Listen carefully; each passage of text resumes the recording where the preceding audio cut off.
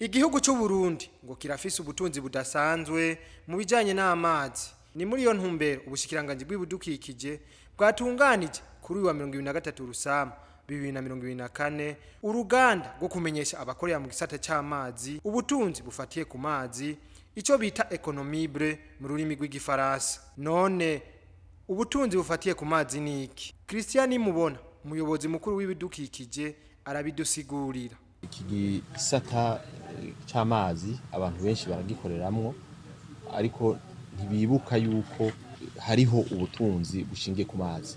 Aha turavuga nk'abaroba, turavuga nk'aba mukerarugendo bakoresha bazana ba mukerarugendo gutemberera ibibanza birimo amazi. Aha ndavuga nk'amahoteli yubatswe impande y'amazi. Aha ndavuga n'uburimyi bushingiye ku mazi muri bijanye no kuvomera bya irrigation. Benshi rero ntibibuka ko buno butunzi buri bushingiye ku mazi. Ino nama rero yakwari kumenyesha ababikoreramwo batandukanye kino ciyumviro c'ubutunzi bushingiye ku mazi.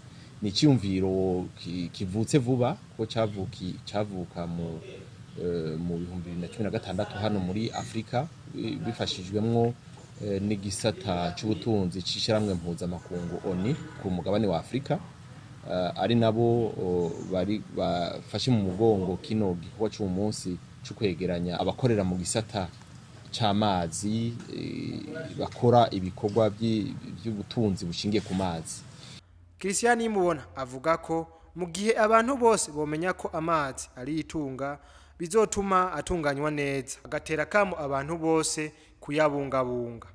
Birahambaye cyane, bisa kunguko kanini cyane kuko nuko abantu batankura yuko amazi ari ubutunzi, amazi ari itunga rusangi.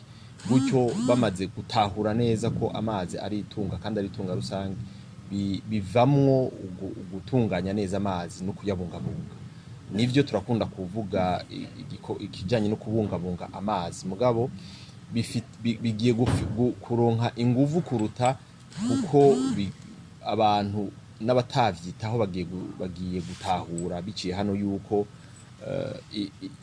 ibikorwa bakora, inyungu baronka zishingiye ku mazi. Gutyo twizigire yuko kubungabunga amazi bizohabonera akoyoko bikazonatera imbere.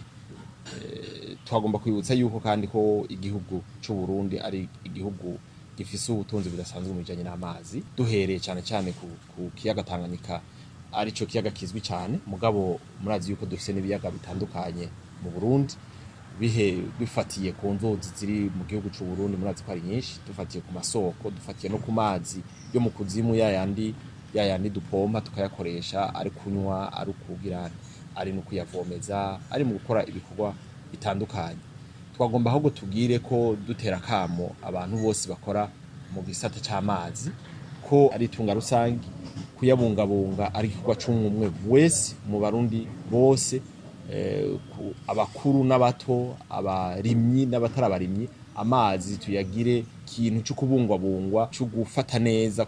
Hariho ibihugu biyabura. Ikibonekeje muri iyo nama nuko ibihugu bitari bike byo muri Afrika n'u Burundi burimo bitarijukira guha agaciro ubutunzi bufatiye ku mazi. Abari muri iyo nama bakabona ko ico gisata cyo komezwa vyihuta, gutyo ngo vyofasha muri yambona kazoza y'igihugu.